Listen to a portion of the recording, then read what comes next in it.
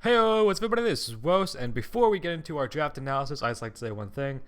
If you're laddering and you win a game because of hacks, and you want to talk shit to someone when you PM them, don't immediately duck offline like the biggest pussy that you fucking are. Alright, actually, let's see if this guy's still online. Fuck. Fuck. Fuck face. Yep. He is the biggest bitch of all time. You actually, if you guys want to, message this dude. And whenever you see he's on, and just fucking talk shit to him. All right, we're gonna get into this. So as you can probably tell, we have another draft analysis video. Yes, like I kind of figured, 2 week. We kind of figured this during the draft. The league wasn't gonna be up very long, just from nobody talking, no one really saying anything. One turn in a draft taking like 3 days. Really didn't show that people gave a shit. So after that ducked out, I wasn't sure what I was going to do with my other league, if I was staying in it or not. So I kind of started my own. I started the PCA, the Pokemon Combat Association, and yes, it does reference to Zoe 101. And we basically, it's kind of very similar to GBA. 10 teams only.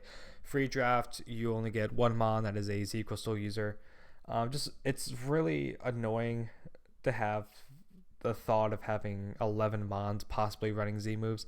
So the fact that you can narrow it down to one makes it a little bit easier. But other than that, we're going to get right into the draft. I had the 6th pick. Sorry about that. 6th pick in the draft. The two things I kind of wanted, I knew Lele was not going to be there, which is sad because I really want to fucking use Lele. Two Mons I really wanted to use were either Victini or Tapu Bulu. Both of them were there when I came around, so I decided just to go with Bulu. It really doesn't have any switch-ins. I'll stop saying and yeah. It doesn't really have any good switch-ins to Tapu Bulu, especially if it is offensive with 130 base attack. It really can do actually more than just be offensive, though. It can run the leftovers Leech Seed set that you really can't. It can really just stick around at that point, especially with grassy terrain, leftover recovery, and leech seed recovery. It's going to be one of those mons that really sticks around. Yes, it does have a quad weakness to poison. It's going to be kind of annoying. You'll see why. I'll explain why that can get kind of annoying. I realized this after the draft. But yeah, it's Tapu Bulu. It's really strong. Has great new typing. I wish I would have taken it in the PCW, but I didn't realize how good this actually was until like after the draft happened, and I was just kind of sitting there like, shit, I probably should have grabbed Bulu instead of fucking Volcanion, because it really doesn't do very well, especially first round pick. Pardon me. But going in through, I really like this pick. It's one of the mons I really wanted to have this year. Coming around the second round, I had 8 picks between my picks at the back end of it, and surprisingly, don't ask me how, Victini was also there. I immediately jumped on it. There's no way I couldn't take Victini in the second round. This thing has 0 switch-ins to a V-Crate, especially if it is banded. It can run Scarfed. You can even run Utility with it as base 100. I will not run the same Victini set 2 weeks in a row. I can guarantee that. It actually does have really good coverage on the special side too, with Gleam, Energy Ball. Why can't I think of it? I think it gets Shadow Ball, T-Bolt, I believe. Does not? Yeah, it does get T-Bolt. I thought it did. You can U-turn, you can trick, you can run a support set with it. Surprisingly, no recovery though, which kind of sucks. So if I want to recover, I have to use leftovers or wish pass between something. But yeah, you know what Victini does. It's one of those mons that you have to prep for and make sure you have at least one thing that can switch into a fucking V-Create. Otherwise, you're dead. Because what base? 180? 180 is fucking ridiculous, especially with Victory Stars, so you know you're going to hit every single one of them. It's just really going to tear through teams if you're not prepared for it. Going through that, I realized, okay, I have 2 mons that are mainly physically offensive. I kind of want something that's especially offensive. So I grabbed the Tapu Killer known as Gengar, which is also great too because it's probably one of the most dangerous poison types, in my opinion, in like formatting and just offensively. So I don't have to worry about that for my Bulu. But it's Gengar. It's 110 speed, 130 special attack. It's going to plug through or just run through wall, especially with specs, offensive. It's pretty much going to run the same. not the same thing, but it's gonna have the same. Okay, I thought I was running over. Shit. It's gonna do the same. It's just gonna come in. It's gonna click Shadow Ball, Sludge Wave, one of its coverage moves, and just start tearing through teams. I even because I'm using a team right now, just kind of with some of my mods from the league, just so I can get used to them on the ladder. And having debond on this thing is actually really nice because it outspeeds a lot of things. So it can't do much in a game. All you have to do is click Destiny Bond and trade 1-for-1 of especially like things like Scissor are constantly taking this thing out, but I'm debonding up, and it's just I don't care because Scissors really are fucking annoying, especially because I only have one fire type. But yeah, moving on, we have 3 offensive as shitmon, one of which can be run defensive depending upon the matchup. So the 4th pick came, and there was still something on the field that I could take. That if you have seen some of my other stuff, it is my favorite mod to use in League. And in the 4th round, I cannot pass up not taking Excadrill. It is a fucking monster. Having Moldbreaker running Scarf with Earthquake Ironhead just tears through teams because you no longer have a check-in Rotom Heat or Rotom Wash, or Lotties are still taking damage no matter what switch into. The only thing you can really switch into it and not take damage off an Earthquake is flying types, which you can still have Stone Edge or Rock Slide.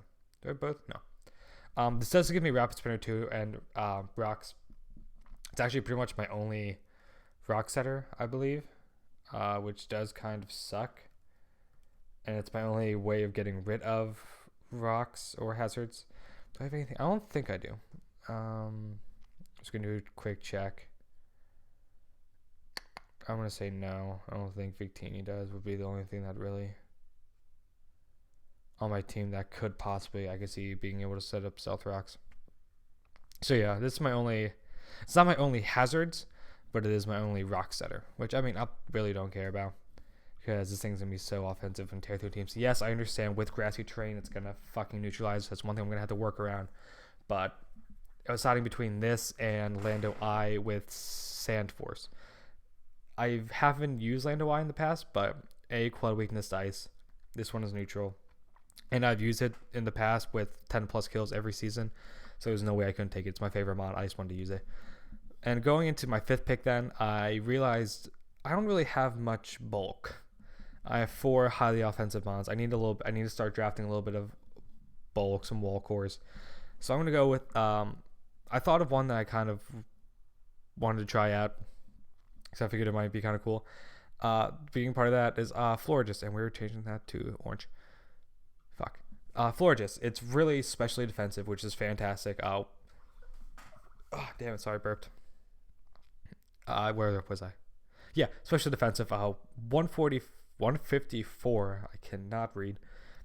Base special attack is amazing, and it has surprisingly good 112 at special attacks, which one of those things people sleep on it, but it can do a lot of damage, especially if it's offensive or combine, which can just tear through teams. It also does give me a cleric with aromatherapy, and I think heal bill as well. I can even set up screens with it. It's going to be one of those utility defensive mons, but it can do a couple of different things to the point where if it can be kind of not a matchup, but it can cause issues with which one I'm going to run. If I run the cleric, you might not be as willing to run toxic and try to burn some of my mons. If I'm running screens, you might not expect it. Which can really help one of my 5 setup sweepers in the late game. I want really offensive this year, or this draft. So moving on to the next pick. I was drunk during this next pick. I didn't really look at it. I was just like, fuck it, I want a Alolan Buck. So I took it. I actually really enjoy it. It's one of my favorite. It probably is my favorite Gen 7 mon that isn't like a legendary Tapu or anything like that. It has really good special defense, especially with AV. It has good attack, has good HP. And having poison and dark type stabs are great because you can, especially with poison touch, poison jab has like a 60% chance to poison shit. You can run stab knockoffs. I can use 2 pursuit trap ghosts and psychic types. We have knockoff, we have rock slide. It actually doesn't have awful coverage. I can even possibly run like a sweeping set with rock polish. Probably not though, because this thing is slow as fuck. What is it maxed out at? It'll be about 400, I think. Yeah, it's double, I think. I'd never have used rock polish, fun fact. Yeah, so it'll be around 400, which is actually really good speed. But yeah, It's one of those things that I wanted it because it also helps with my physically defensive mon that I have. That really can, those three and the other one, which we'll get to in a minute, really can wall a lot, depending upon how they actually do in game. Because the Toxic Crest core was shit because they couldn't really do much. The thing is that these are different because 112 special attack and 105 attack. So they're not like they're passive as shit where you, even uninvested, they're still going to be able to break subs and do stuff like that, which is the problem with a lot of like really bulky cores. If they run sub and they get the matchup they want in, it can really just completely fuck you over. Which is why I don't think like things like Chansey and Blissey, especially Chansey, never fucking drafted Chansey. It just gets set up on constantly. But going into the 7th pick, I wanted another mon that was offensive as shit, so I took Haxorus. 147 vase attack. This thing, I've prepped for it in the past, and it's such a pain in the ass. Because you have to make sure you have something to be able to take at least one hit, whether it's Scarfed or DD, because both of them outrages. If you don't have fairy type, just run through and just will do so much damage to everything, especially with Mold Breaker too. Levitate mons are just going to get fucked up on my team between Drill and Haxorus. Because it really, like I said, it has the potential to set up with DD. I think it's Sword Stance. Yeah, Sword Stance as well. It doesn't have the best coverage in the world, but it has what it needs. It has a poison type move for fairies. It has Outrage. It has Earthquake. It's basically all you really need to run. It's going to do a lot. Yes, it would be cool to have, just have superpower, but having like a fire physical move, so that way steel types can't really just completely sit there and wall it. But I do have Victini. I have a couple other things to take through to get through steel type walls. Going into the next pick then, I wanted, I guess it wasn't the best pick of the draft for me. I wanted something that can set up a little more hazards. Toxic Spikes, something to absorb them as well. I have 3 poison type mons. So I took Roserade. It's surprisingly offensive. It can be surprisingly offensive. 125 special attack. Where I can run, just a straight Life Orb set with like Energy Ball, Giga Drain, Sludge Wave. Run an HP that basically turns into the equivalent of Flamethrowers, Ice Beams, and T-Bolts with Technician. I can also put things to sleep. Like I said, I have the ability to run Poison Spikes, Toxic Spikes, and Spikes. Get up some hazards. It's just one of those mons that in certain matchups it can do really well in. And when I need it, it's going to be here to be able to get up hazards, do a little bit of damage, and then just kind of put things to sleep if I need to. Going into my 6th, 7th, 8th pick. No, 9th pick. Yeah, 9th pick. I wanted a fast fighting type. Really wanted Mian Xiao or Fu, whichever one's the evolve form. It got picked in between Roserade and my Lucario pick. I love having fast fighting types, especially like I never use this, but it actually could be a lot of fun for the fact that it has the ability to run both attack, offensive, physically offensive, especially offensive. It has the only thing that sucks when you do run special, you either have to run Aura Sphere or Focus Blast, which always fucking misses when you need it to hit every goddamn time. But like I said, I love having scarfed close combat users. So for a second I was like, oh wait, shit, does this not get close combat? I can't remember. But it's one of those mons that can set up on both the physical and special side. It has priority to be able to use with the setup. It doesn't have amazing speed, but it's fast enough where I can utilize it, especially late game. Just one of my like 5 or 6 late game sweepers that I can use on a weekly basis. Oh god, I don't want to burp so much. But going into my 10th pick, I wanted to make sure I got my Mega. I got a Slowbro because of the 152. Ignore that. I was looking at the 180 and I was looking at 252 investment. A 180 base defense is fucking ridiculous, especially fully invested with a positive nature. It gets over 500. This thing is taking up all the hits. It could even allow me to, prior to Mega Evolving, scouting what someone wants to do, see what they're gonna use, and then I can switch back out, regenerate a lot of health. It's one of those mons with shell armor. You kind of have to run taunt or toxic on a couple things.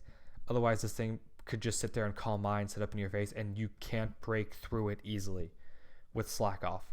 If it has slack off as well. But the fact that it can sit there, you cannot crit it. So the entire hope of when something sets up to get the crit to hopefully take it out is gone. And it's going to be one of those really annoying, aggravating mons to prep for and to make sure you have something there to take it on. Otherwise, it's going to sit there and set up in your face. But going into my last pick, I did want something. I have a lot of offensive mons that can kind of just run through teams. I wanted something that can kind of allow me to switch into them. So I wanted a fast electric type. I picked Jolteon. It is probably my favorite mon of all time.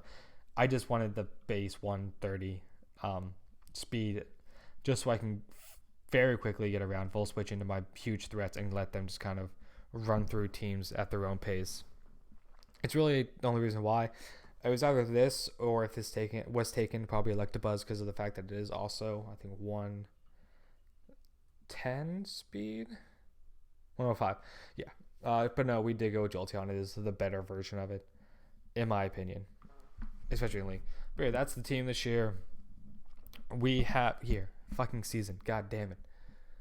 This is a team. We might have to make a couple moves because I realized one thing while just glancing at my week 1 matchup. The dude has Nidoqueen, and holy god, Nidoqueen runs through my fucking team and Nidoking.